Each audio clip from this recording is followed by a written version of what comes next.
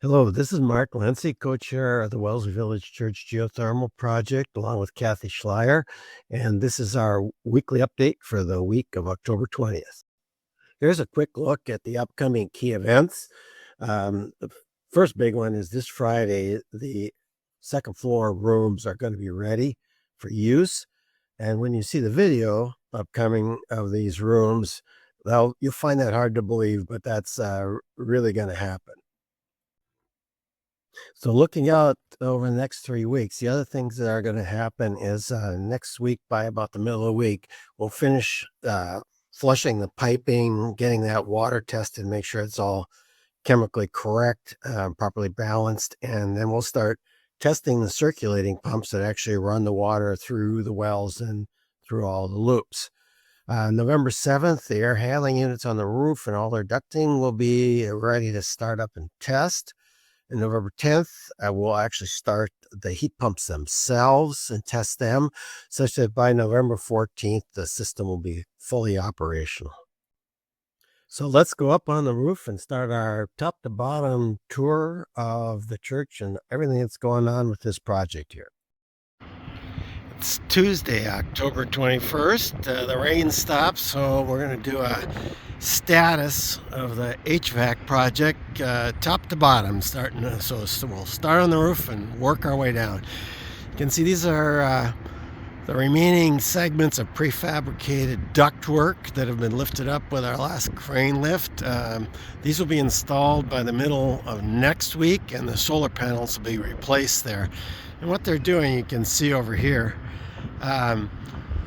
the vertical ductwork there, that's coming up from the riser, the ductwork that's inside the building, and connecting to the other prefabricated ductwork that's in there. So we have another week of ductwork up here, and then the whole complex of ductwork, this whole forest you see here, will all get insulated, and then that'll be wrapping up. But you can see we're making a lot of progress. This was all not here in the last video that I showed you, and you can see we're all being connected up. So that's it for the roof today. Thanks for letting me know. But so we'll walk down the second floor here, and what you see going here is we're putting the last of the ductwork back in to the vertical riser.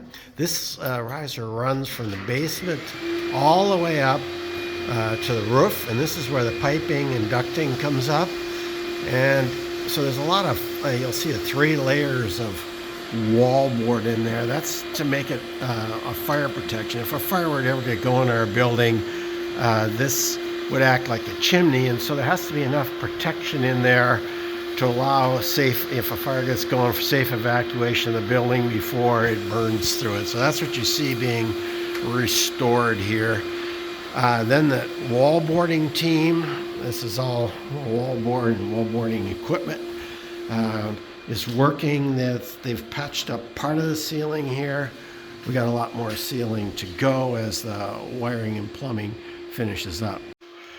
And this is second floor classroom. That's Michaela's office. We've just finished. You can still see maybe the glint there. That's all fresh wall boarding up there. We're closing up after all the plumbing's there, and we'll have to do a lot of cleaning, obviously, to finish this room up. And as we walk through, it's the same story in these other rooms. Most of the mechanical work's done. We're finishing up electrical, a little bit of duct work, some extra pipe there. And another one of the second floor classrooms. And this last one is where so much of the work had been done, the overhead. But the ductwork's complete. We're working on electrical and structural, repairing some pre-existing wallboard damage there. So and believe it or not, by the end of the week, all 4 of these rooms that kind of look really disorganized are going to be finished, so that starting this Sunday, the Chinese language school can move up here back to these original classrooms, and we'll be ready for the rummage sale in the basement. A large part of what's happening now is just the repair from the heavy work that was done here. You can see we're patching up wall board here in this northwest stairwell where so much work was done. We'll talk more about the repair work here later. I want to talk for a moment about one of the important roles that my co-chair Kathy Schleier and I play in this phase of the project, and that's that we're the quality assurance, or we sign off on accepting work on behalf of the church. And although you see the pavers are done here outside the sanctuary, this was kind of a setback for us. Quality was not what we were expecting, so we're working with our general contractor to remedy that situation. And it's also going to delay the pavers on the cemetery side until we reach a resolution with the subcontractor. The other thing Kathy and I have learned a lot about is sequencing. There's so many things that have to go together to sequence. Here in the cloister area, which was completely dug up for wells and piping, not only did the piping have to be complete and then the ground put down and graded and everything, but then before we could hydro seed it, we had to get the sprinklers in. Sprinklers went in today. There was electrical wiring for these post light fixtures you see there. There was underground that got torn up that had to be fixed. So there's just so many little details before we can finish steps of the project. Our facilities manager, Emilio DeVecchio, plays a key role in our quality assurance. You can see here, like, here's an example, a bush that was killed by the exhaust of one of our drill rigs that overheated, or over here, where those tool benches are, this bush was damaged. You see that big hole there. A granite curb was cracked here by a heavy construction vehicle. We have to address all of that, and Emilio is working around the clock to maintain this list and identify it and work with our general contractor to be sure all of this gets addressed and the church gets restored to at least as good as it was before the work started, and hopefully actually better. So restoring the pavers, we're starting over here, but you can see this is 100% manual, brick by brick. Every one of these bricks has to be taken up. The grade has to be reestablished, and then the bricks relaid, and it's, you got to take them all the way back up, because, like, for example, where that sidewalk meets the driveway, you don't want to seam, you want them to merge like that. So to lay that geometric pattern, you got to relay the entire thing. So this is quite time consuming, but we're working hard on undoing it. We're down in the basement now, and this is the bottom of that riser we talked about at the beginning of the movie, and this is where that copper piping that hasn't been insulated yet, that's the hot and cold water piping coming down from the two air handling units on the roof, going in to this sprinkler room, and ultimately down into the sub-basement where the geothermal heat pumps are. We'll take a look, and you can see all the additional piping that's been put up in there for the cemetery well field. Without interfering with our workforce, I'm going to try and give you an idea of what's going on in the sub-basement, where the boilers used to be, and now the geothermal heat pumps are located. You can see how tightly packed this is down here for the teams. We have both the mechanical teams putting in the plumbing and the electrical teams running the instrument control, wiring, and hooking up all the pumps and valves. So we'll go down, if I can, here and give you a quick look. This is looking down from the top. The stairs were cut out and will be welded back in once all the plumbing work's complete. This probably a week and a half more of piping, then we'll filling the system, and then starting up the heat pumps in about 3 weeks. I'm standing in the pump room now. This is where the 4 fuel oil tanks used to be, and all of the piping in here, believe it or not, is complete.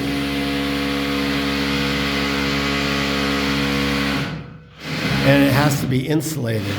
And what we're looking at here, that corner there is where the piping comes in from the well field that's on the sanctuary entrance side. And these are isolation valves and strainers. And then the 4 pumps, you can see with their electronic control modules sitting on top, are being hooked up to the control system. That up wiring obviously all be neatly run when we're done, and these pumps tested out. The large red objects, that's an air trap there to remove any air that's in there. The larger tank over there is got a air volume in it, will have an air volume in it when it's hooked up, and that's to maintain an expansion tank to maintain a constant pressure. Since we have 3 basic piping loops, I talked about them in last week's video. There's 3 sets of these air filters and expansion tanks. So we'll go into now through this door here, because this was originally a coal bunker, and then it became an oil tank room, and now it's a geothermal heat pump room. And a lot happens when you got a building that's 100 and so years old, and we'll go into where the geothermal heat pumps are. So much more of the piping is now in place, and you can see where the headers go in. That pipes there are hot and cold water piping into the bank of 3 cabinets that have 2 geothermal heat pumps in each cabinet, and we'll take an actual look inside here in a moment. And over here, I'll run the camera back. There's so much here; it's hard to take it all in. There's all the piping that runs the 3 different modes of how the system operates. Again, that's what I covered last week. And you can see we're finishing up some of the last connections there. That's where they're working on connecting all this piping to the well field that's on the cemetery side of the building. Once this is complete, if any of you ever have the desire to imagine what it's like on a submarine, I'll give you a tour down here, because this is about as close as you get on dry land to what an engine room, nuclear power plant in a submarine is like. Tight, lots of pipes, lots of electronics, and a lot of people working in it. All of us were curious to know what's inside these 3 large gray cabinets that each contain 2 of the heat pumps. So while I was down here today, I noticed the front panel was off on one of them, so we stuck our head and our camera in, and here's what we see. It's actually appears to be much simpler than one might think. It really consists, each of the modules, the two modules in each of the cabinets, consist of 2 major components: a motor and compressor, and a heat exchanger. The motor and compressor is the black and green vertical cylinder there, the electric motor that drives the compressor, that exchanges basic Freon cycle over to the heat exchanger. The heat exchanger is, you can see the pipes coming in from the left. That's the header, the water coming from the wells or from our heating loops. And it goes through this heat exchanger that either heats or cools it, and depending on what mode the system is in. Each of these, as you can see, are relatively straightforward with just 2 major components, and also relatively easy to replace should any of them ever fail. This simplicity, combined with it being down in the protected area of the subbasement, is one of the reasons why we project the useful life of this system more on the order of 50 years instead of tops of 30 that we could expect with traditional rooftop units. So this was another factor in the recommendation decision to go with a geothermal system, the much longer useful life. I'm standing in our electrical room, which probably most of you have never seen either, but I wanted to give you an idea of the amount of switchgear that's required to operate this church. Most of the work for the geothermal was replacing this end cabinet, the N2 cabinets here, which removed all the breakers for the old equipment and put it in the control of the heavy electrical controls for the geothermal equipment. Also down here, that's the heart of our fire control system. We're like a commercial building, so this is what it takes to safely operate a large building like this, to have those kinds of controls. And then you might also be interested, this very large transformer over here, which you might think has something to do with running the church, in fact doesn't.